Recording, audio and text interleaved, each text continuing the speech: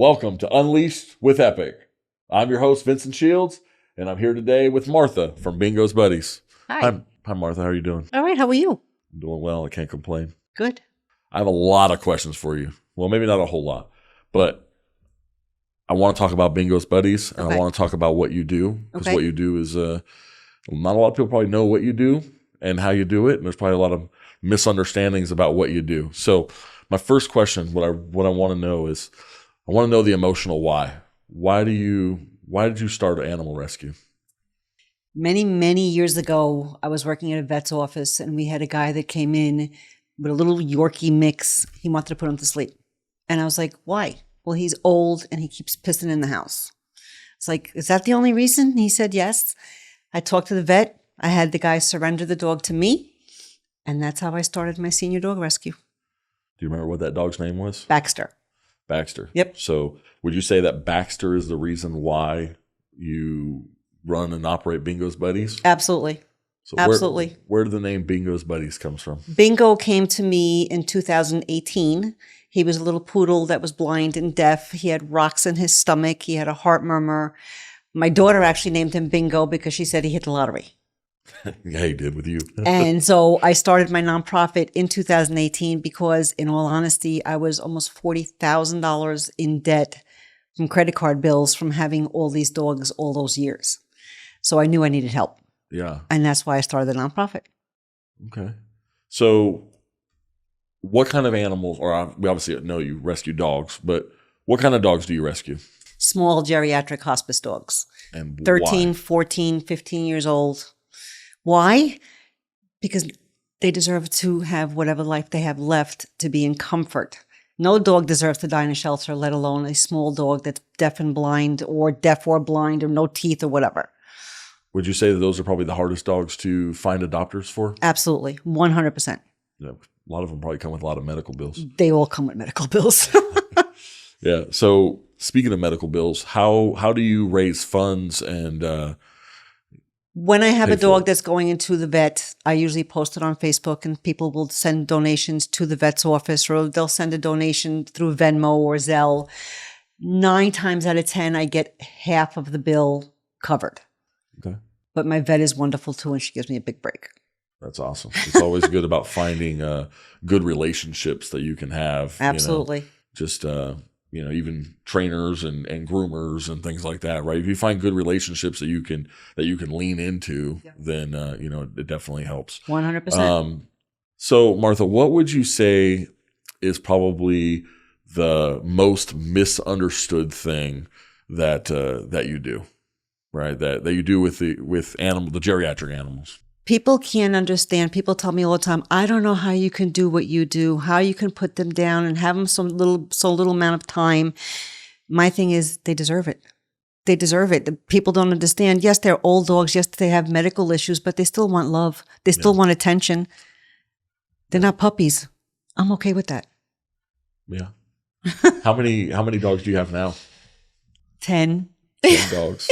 10. Yeah. And they all have medical needs. They all have medical needs. 6 out of the 10 are on medications. 1 was just diagnosed with Cushing's disease. Yeah. 1 starts acupuncture next month. That's a lot. It is a lot. I actually have a whiteboard now because I can't remember all the medications. So I have a whiteboard with the 6 dogs on there, who gets what AM and PM. Gotta do what you gotta do. Gotta do what you gotta do. Yeah. So how many dogs do you think you've rescued over? My last dog that I put down a month and a half ago was my 89th dog that I put down. That you put down. Now, when these dogs come to you, do they normally stay with you for the rest of their lives? Yeah. Or I've adopted out 3, and that was to one of my best friends. Okay. But they all stay because nobody wants medical bills. Nobody wants to express bladders. Nobody wants to do eye drops. Nobody wants to do medications. They all want the cute little puppy that they don't have any problems with. Well, they got problems with those dogs too. Oh yeah. Oh yeah. Otherwise, I wouldn't have a job. Exactly. But with all these older dogs and not being able to rescue them out, do you ever do any besides just like posting on Facebook or anything like that, do you ever do any fundraisers, or is there a way that people can help you? There is a way. There's always donations directly to the vet's office. There's always Venmo. There's always Zelle. People are really good about donating when I put a plea out because I just don't have the money. Just same thing with dog food. When I need dog food and I don't have enough dog food, I'll put a plea out. 3 weeks ago, I put a plea out. I got 25 bags of dog food. It was gone in 2 days. Yeah. You've been giving out a lot of dog food. Yeah. I think you gave us an award last year for like 42 tons of dog food. Absolutely. If it wasn't for you guys, my pantry would be closed. Yeah. Because where does that dog food go? Because the dog food comes from the Train One, Save One program that we operate. Correct. And what do you do with all that food? Most of it goes to low income seniors and to homeless encampments where they have their own dogs, because people say, oh, homeless people shouldn't have their dog. They shouldn't have dogs. Sometimes that dog is the only thing they have that keeps them going. Yeah. So that's where it goes to. And then we go down from there. People that have low income jobs or somebody lost a job, they'll get a bag of dog food, or we'll separate it. There's other places that we donate to. Like there's a couple of churches that do food distributions and we send it there. We help with Project Moral Compass. We help with feeding Paris's strays. We help Chaplain Ed with when he gives dog food out. It goes quick. It does. It goes very quick. We're feeding right now. Right now we're feeding between 60 and 120 families a month. That's a lot of dogs. It's a lot of dogs. Sounds like we need to get more food in that Train One, Save One program. Absolutely. So Martha, let me ask you, how can trainers, groomers, rescues, like how all of us that are in the pet industry, how can we work more cohesively together, right? Because a lot of people probably don't know this, but the professionals that are in the animal industry, sometimes it's pretty catty. Very much so. Absolutely very much so, especially like in my business. And besides my rescue and my business, it's very catty. Yeah. Very catty. Even in rescue groups, people can be very catty. And so how can we, like, what are some of the things that we can do to kind of change that maybe? And so we can work more like copacetically together. So that way, at the end of the day, it's all about the animals. Absolutely. Right. It's maybe do like a meet and greet, invite a couple of rescues over and a couple of trainers and a couple of groomers and stuff, and do a meet and greet where we can start referring to each other. Yeah. As opposed to somebody say, well, I picked up this dog and I need a groomer for it, but I don't have the money for it. Well, maybe this groomer can do their services for free as long as you refer them to a client or something that you have, because one hand washes the other. That's the truth. Yeah. Yeah. I always wanted to start like a, not like a networking group, but like kind of like a networking group or like just a group where we meet up and it's just pet professionals. We don't talk about like all the stuff that all the controversy is. Like we don't talk about like the style of training and all that type of stuff. Like all that stuff is irrelevant. Right. But we just talk about the industry itself and what we can do to kind of what we're seeing in the industry, what we're seeing with different rescues and things like that, and how we can better help each other. I mean, absolutely. Or I've got this dog that needs a home. Yeah. Who's got an adopter for this dog? Yeah. Or I've got this dog that needs to be trained. Who's got what? Where can you put it? It takes a village. It does. It absolutely does. We've actually we've had, we get a lot of people that reach out to us on, Facebook and things like that. And we've actually trained a lot of dogs through our Train One, Save One program to kind of, people that have low income, no money, things like that. And more people need to know that about you guys. Yeah. Not because other people are going to want that same thing, but it humanizes you. Yeah. I honestly believe that humanizes you. Yeah, I agree with that. There's a lot of stuff I think people should know about us. Absolutely. And one thing I know about me and my wife, we're 100% an open book. Yep. So I'd love to sit down and meet with people. And I've even thought about, I was like, man, I'd love to just go door to door through the community. But I talk so much, I would only get like 3 or 4 doors in a day. Right? Look who you're talking to. I know. I tend to tell people that I have diarrhea of the mouth. Yeah. So I want to ask you, right, you've been in the rescue you've been in the rescue world for a long time. A long time. I think some people do run a rescue business, but we're not talking about that today. Yeah, no, we're not. Actually, we are going to talk about that today, right? Okay. Because I want to know some red flags. What are some, like if someone's looking for they want to rescue a dog, right? I'll give you an example of something that I experienced with a friend of mine. So I'm obviously a dog trainer, right? I was at a pet convention in Orange County. Okay. And I have a really good friend of mine who has 3 small Chihuahua, like Havanese, like mix. Okay. Right? There was one's name is Minnie, the other one is Mouse. Manny. No, Minnie, Manny, and there was a third one. It's been the third one actually just passed away, and I feel really bad. I don't remember the dog's name, but Minnie, Manny, and Maria? Something else with an M, but Molly. Okay. Molly. Yep. That's what it is. We'll just go with that.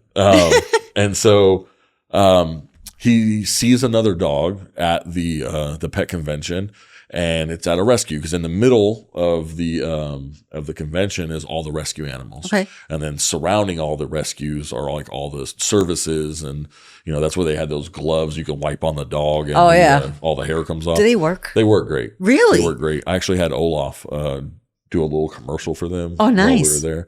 But he sees this dog, right? And he's like, Vince, I really want this dog, but I already have 3 dogs, and I want to kind of see how this works out.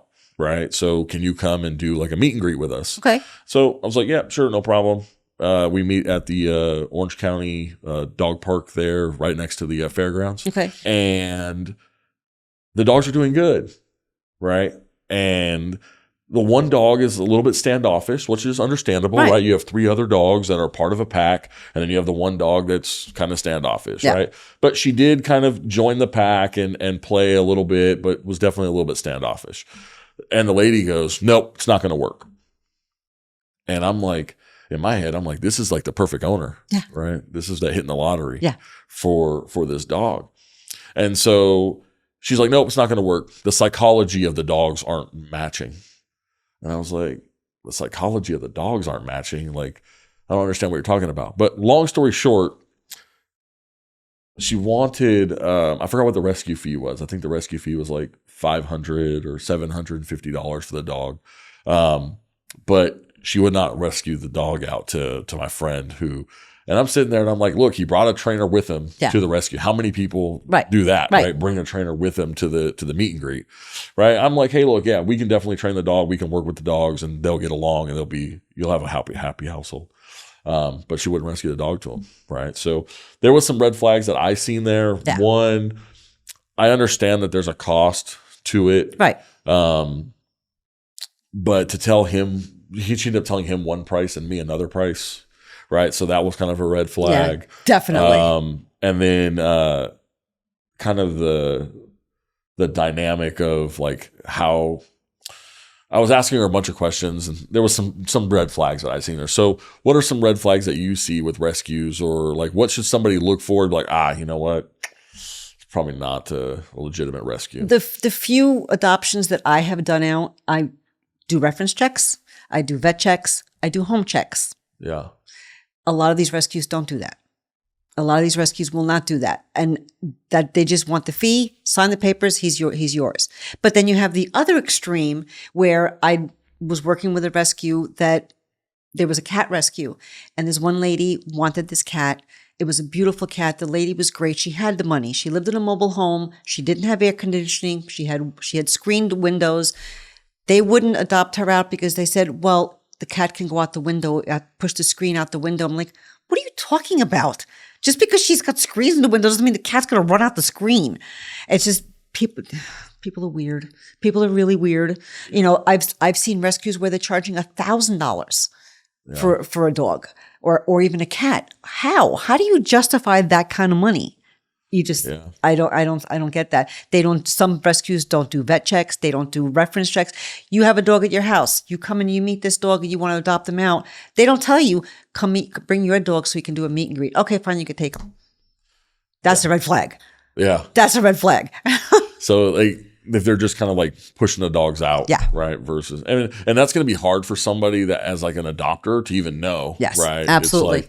It's like, but obviously, don't be offended if they ask you for a home visit. Absolutely. Right? Absolutely. And then things that we should ask them as the adopter, right? Like, hey, do you have any vet records on the dogs? Absolutely. Right. Because what's the backstory? Do you have a backstory? Has it been tested with other dogs? Has it been tested with cats? Yeah. It's questions you have to ask. Yeah. Those are good questions. What is one thing that you wish every adopter knew when they were adopting a new rescue dog? 3 days, 3 weeks, 3 months. Automatically. People adopt dogs and return them a couple of days later. Well, he's not comfortable in my house. You got to give him time to decompress. Yeah. Usually it takes three or so days for a dog to decompress. Usually 3 or so weeks for them to get used to routines. Yeah. And then usually 3 or so months, 3 or 4 or so months in order for them to be comfortable in their home, for their real personality to come out. Yeah. Give a dog a chance. Yeah. I always tell people, like, look, you're not going to know what the dog needs for a minimum of 30 days. Yep, absolutely. Right? Like, because even like when dogs come to us, right, for training, there's a little bit of a transition period. Absolutely. Right? Like some dogs, they come in and they're great. They're like, yeah, whatever. Let's go. We have some dogs that are like homesick. Right? And so what we have to do is we have to, coax them through that transition period. So that way, that they're able to do it. But when you rescue a dog, right, that dog's now part of your life. Exactly. It's your responsibility now, right? Yep. So you got to give that dog time. We see it a lot too. I've had dogs that come into my house, and within 2 days, they're laying on their back like this. Then I've had dogs where they're hiding behind the recliner for a month. Yeah. It all depends on the dog. It all depends on I honestly believe they feed off of you. Yeah. I honestly believe they do that. And it's, Yeah, I tend to. What I love about being in the dog world is that it's not about any tricks or gimmicks or anything like that. It's not about the breed of the dog. It's not about any of that. It's about the dog that's in front of you right here, right now. What does that dog need? That's right. Right. It's not like we get asked all the time, oh, what's your favorite breed to train? Or what's this or what's that? Do you use any special tricks for these breeds or that breeds? Nope. It's what does this dog need that's in front of us right now? People ask me all the time, how do you get all these dogs together? Don't they fight? No. Most of them don't have teeth anyway. It'd be like a gummy war if they did. Yeah. No, I honestly believe they feed off of what you're giving them. Yeah. Certain people I don't like, but it's the calm, cool collective. You know where that's coming from. And like I said, certain people I don't like, but it's true. It's that calm, cool collective thing. Yeah. So you've been working with us here at Epic for, 2, 3? Oh, no, it's about 4 years. 4 years. 4 years. Yeah. Logan was 2 years, right? Yeah. So 4 years now. What is the experience? You've seen us grow. Absolutely. And 100%. You've seen us, almost from like that stage of infancy, right? We've been around for 6 years, so we were 2 years old. Yeah. Probably not even 2 years old, realistically. It's probably been 5 years since we've been working together, right? So you've seen us in that state of infancy to where we're at now. We're still continuing to grow. Always. And things like that. So growing and learning every day. That's it, right? It's the learning every day that I think that really separates us from most people, right? Most trainers, right? It's like everything we do is customized. Everything we're doing is what can we do today to make a difference, right? I've seen not all of them. I've seen dogs that you have trained, that you guys have trained. My son's dog. You guys have trained my son's dog. He's amazing. He's absolutely amazing. He wouldn't be the dog that he is now if you guys wouldn't have trained him and then trained my son on how to work with him. I did train him a little bit more. Yeah, that's true. Old John. So if you could sum up your experience with the Epic Dog Academy in just a couple of words, what would you say? Community-minded. A lot of people don't know the heart that you guys do, the heart that you guys have with these dogs and how hard you work with them. I see it. Yeah. A lot of people don't see it. Yeah. A lot of people don't see how you are with the community. A lot of people think that you guys are hard-assed, and you're not. Yeah. You try to act like you are, but you're not. That's the Marine side of me. I know. Yeah. There's a lot of stuff that, one day we're going to talk about it. I'll bring a bunch of people and we'll talk about kind of all the the rumors and then things that are out there about us, right? That's the whole caddy community. Yep. That's the caddy. That's the caddy community. Yeah. And if they only knew the truth, yep. Right. One day we'll talk about it. Our pantry wouldn't be where it is if it wasn't with you guys. Yeah. And I'm sure there's people that hate you now. Absolutely. 100%. Yeah. 100%. You're getting smoke blown in your eyes and you don't know what's going on. I'm like, okay, whatever. Yeah. Except for you've been in our facility. Exactly. You've seen it all. Right? Exactly. So, and and it's not like I'm there for a planned time. I show up. Yep. Show up. Anybody can show up. Yep. Whenever you want. Absolutely. We have open doors. Yep. Right. I mean, our doors are closed, but yeah, you can come on in. All right. So Bingo's Buddies is more, it's a rescue, right? You obviously are rescuing him. Absolutely. But it's more of a sanctuary, I would say. It is. I call it the retirement home. The retirement home. That's what I call it, the retirement home. But you're like one of the nice retirement homes. Yes, not absolutely. One of the ones that I cook for my dogs. And it's not just the sanctuary. It's the microchip clinics. Yes. It's the pantry. It's grabbing dogs. It's scanning dogs. People text me all day and all night. I found this dog. Can you scan him? Yeah. Microchips are a big thing. Yeah, we were actually talking about, me and Olivia were talking about getting a microchip scanner just so we can have it at our facility. Absolutely. So it's like $279. So that way people can bring their dogs by and we can scan them. And you got to make sure it's one. I'll give you the link if you want for the one that I have because it's universal. Perfect. So tell us a little bit about the microchip clinics that you do because I forgot about that. As July 1st was 2 years that I started doing microchip clinics. As of today, I've done 401 dogs, 323 cats, and a pig. One pig. It's a lot of dogs and cats. Yes, it is. Yeah. It is. But all those dogs and cats have a better chance of getting home if they get out. Absolutely. When do you normally do the I try to do a microchip clinic once a month. I do ask for donations. It's not necessary, but I do ask for donations because every time somebody donates, it gives me the money to buy another box of microchips. Yeah. So if somebody wanted to help you and host a microchip clinic, how would they get a hold of you? 951-370-2399. All right. There you go, guys. You heard it. That's how you get a hold of her. So I really want to thank you for coming on today and speaking with me. You're great, right? We've done a lot of stuff together and, I love your New York and everything like that. We talk about pizza and, yes, and all absolutely. that. Right? You got to go try that pizza place down off of 79 I'm going South. to. I'm absolutely going to. All right. Is there anything else that you want to talk about or? No, I think you pretty much did the whole routine. It's just people don't know you guys. Yeah. People they don't know you guys. Well, I mean, there's a lot of people that do know us, right? Yeah, but you're talking about the naysayers online. Yeah, absolutely. Right. Yeah, we just had one of them today. Yes. Right. So it's all right. You know what? At the end of the day, I always tell people, if what they said was the truth, I'd be in jail. Yeah. You got a point. So you got absolutely got a point. I believe in my heart that I have come this far. And if you've watched my YouTube video on my emotional why I do what I do. Yep. I cried. Have not come this far and been gifted with the gift to help people and change as many lives as we've changed for it all to just go away because somebody wants to spread some rumors. Exactly. Right. So God's got a bigger mission for me. And, I'm excited. But it's the same thing with me. The same thing with other rescues. Yeah. I've had people say, oh, she takes all this food and she gives it to all her friends. And I'm like, okay, so if you're saying that I give it to all my friends, you're actually right because all the people that get the dog food have become friends. Absolutely. Yeah.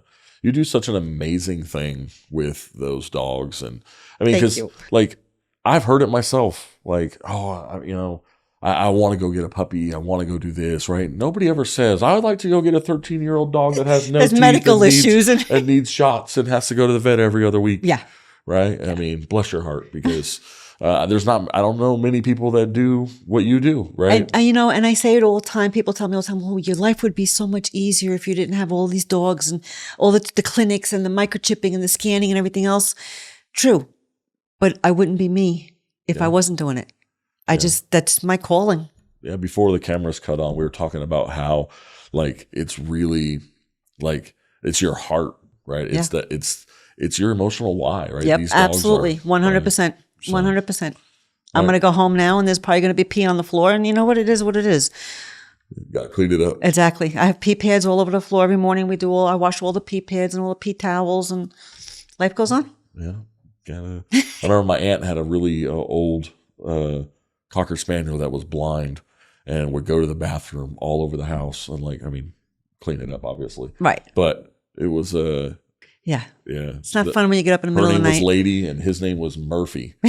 Murphy had the typical Cocker Spaniel ear infections. Male old Cocker Spaniel he's probably pretty nasty too. He's probably mean.